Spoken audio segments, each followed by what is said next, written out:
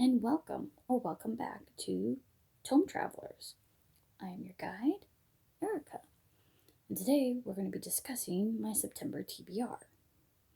First, we have to discuss the rollover of August's.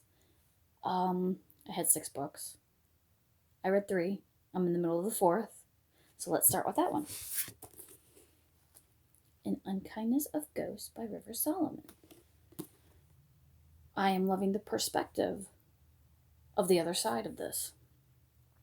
I am not a black person, but I'm coming to understand what it's like and how it was like for the black people that were slaves back during the Civil War times. And how awful that really was. I mean, even when I learned it in school, although not everything was told, how these people were brought here. The ships were terrible. How they were chained up in the boats, and then when they came over, they were separated. Families were torn apart. How we even treated them when they were free. And for many, many generations from then on, how they're still treated as lower class citizens, which is wrong. This is why I like this book, because it's going to answer maybe some questions that I have, open my eyes more than when I'm already looking, going, why are we still doing this to our brothers and sisters?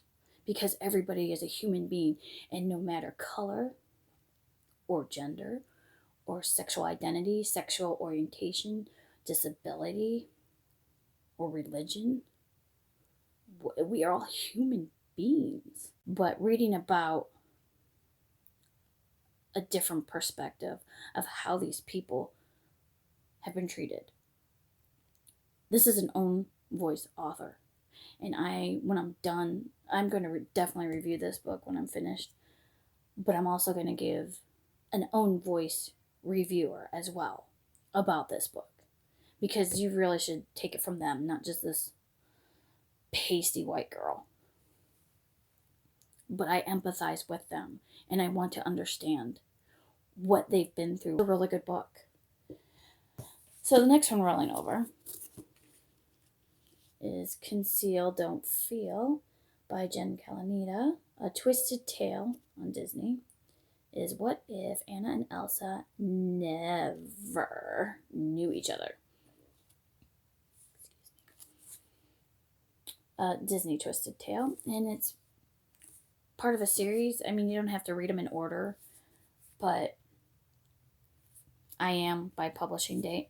The newest one on birthday comes out September 1st, and it's Twisted Tale on Alice in Wonderland.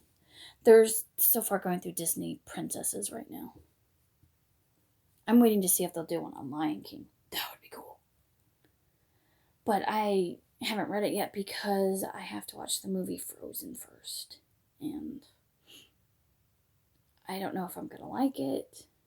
I look at it and go, I don't care for this. It looks stupid. Sorry if anybody really does like it, but I will watch it. So when I read the book, I understand what's going on. Maybe I will like it. I don't know. I don't know. So the third one that's rolling over is Our Hearts Will Burn Us Down by Anne Valentine. It's about 4 teenagers in their junior year of high school. They're on the yearbook committee, and they're very excited about it until a school shooting happens. Horrific. And this is how these 4 young people deal with the aftermath of it. So I'm interested in reading before the shooting. Probably they may have stuff during the shooting. And then after, how they are dealing with it. Maybe survivor's guilt. I mean, it's going to probably be maybe remnants of Jodi Picoult's 19 Minutes. So it will be interesting because we've got with Jodi Picoult, you had the past and the present, and then later. I mean, about two main characters. One was the shooter, one used to be friends with the shooter, and how that all played out. And there was a definite twist in there, and that was really good. So check out that book as well. 19 Minutes by Jodi P. Coult. Picoult. So, which leads us to the major tragedy. September 11th, 2001. I was 20 years old. Mm-hmm. That was a day. The most beautiful, warm day in Ohio for that month. It was about 76 degrees, if I remember correctly. Beautiful sunny sky. Clouds were fluffy, but very... They weren't low, they were high up in there, in that sky. I woke up knowing nothing, because I didn't listen to my radio, I listened to my CD. So I woke up at 8:30 at my alarm. Immediately shut off, didn't want to bother. Got into my car, and I drove to college to go to my creative writing class. I got there early as usual. My professor was there. I was shocked. And he told me to go home. I said, why? And before he could say anything, a girl walked in and said, another plane just hit the towers. And I'm like, what? There's an attack. Twin towers have been hit. I went running. Drove like a mad woman home. Turned on CNN. They replayed both planes hitting. I remember watching the Pentagon get hit. I watched the towers collapse. I watched the tragedy in Shanksville. I watched that our president at the time, George W. Bush, his reaction to the news. I mean, his face just went, okay. What the hell? Basically. And at 20 years old, I mean, I don't know how old many of you were at that time. I mean, it's almost 19 years later. And yeah, that was rough. I personally didn't know anybody. I wasn't personally in any of those states. I can honestly say the one that, the Shanksville plane, United 93, flew over Cleveland in Ohio. And I lived very close to Cleveland. We have Lost Nation Airport close by. And having those planes grounded, and grounded for 3 days, was eerie. Because where I live, those planes fly all day, every day. Some really low that you think it's going to crash right in your backyard, and some low that it shakes the house. It's like, what? Is this plane going to crash, or what's going on? So it was scary. It was eerie, and many things go through your head. So it was very tragic for my generation. And the generation that comes after that doesn't remember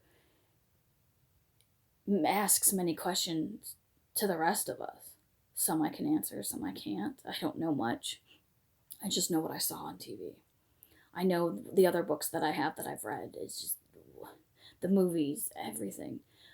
I devour everything pretty much that is 9/11, so I can truly, truly understand what the heck. You know, I understand why it happened. I understand who did it. I understand many things, but it's just devouring a tragedy that shouldn't have happened. And wanting to know more about those that have died, those that actually witnessed what went on during that time. And I want to know more. I want to know. I want to know how they felt.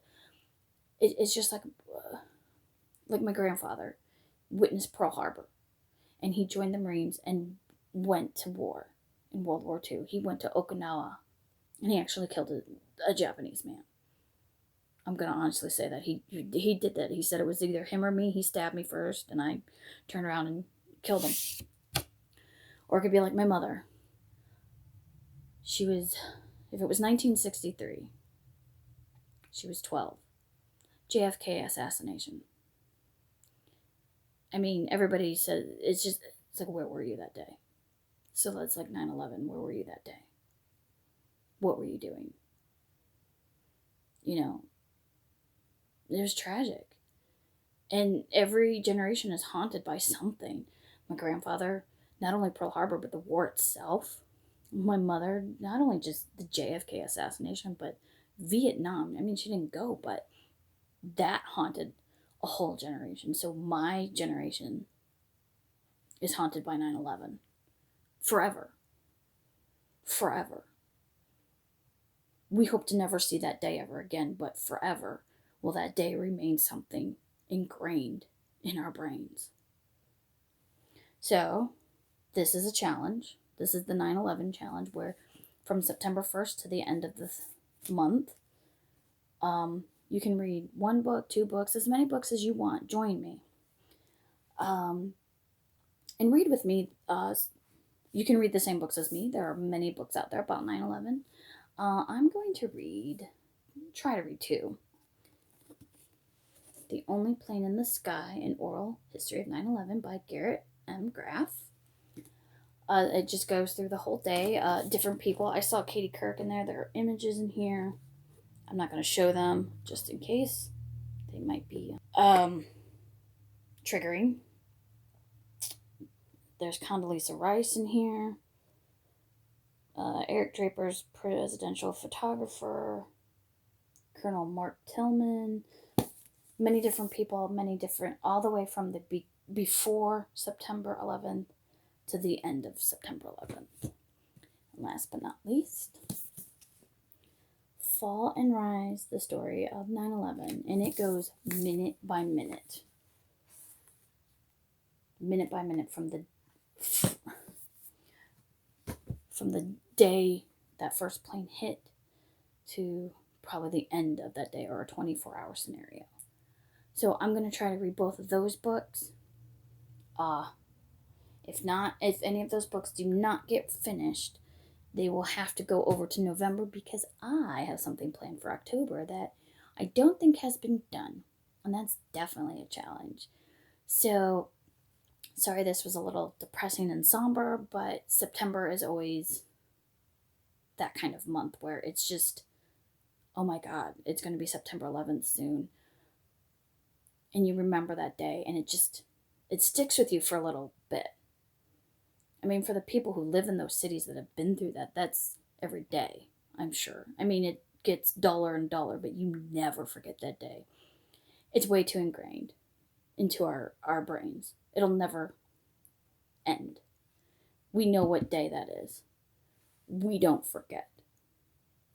We pray and we cry and we remember. And then the next day is a little still somber. And then by the end of that, I think it's a 48-hour thing for some of us Americans. So it's a little somber but by the next week, we're like, okay, another year has passed. We remembered, we prayed, we loved, we did things with our family. And we just move on. We keep going forward.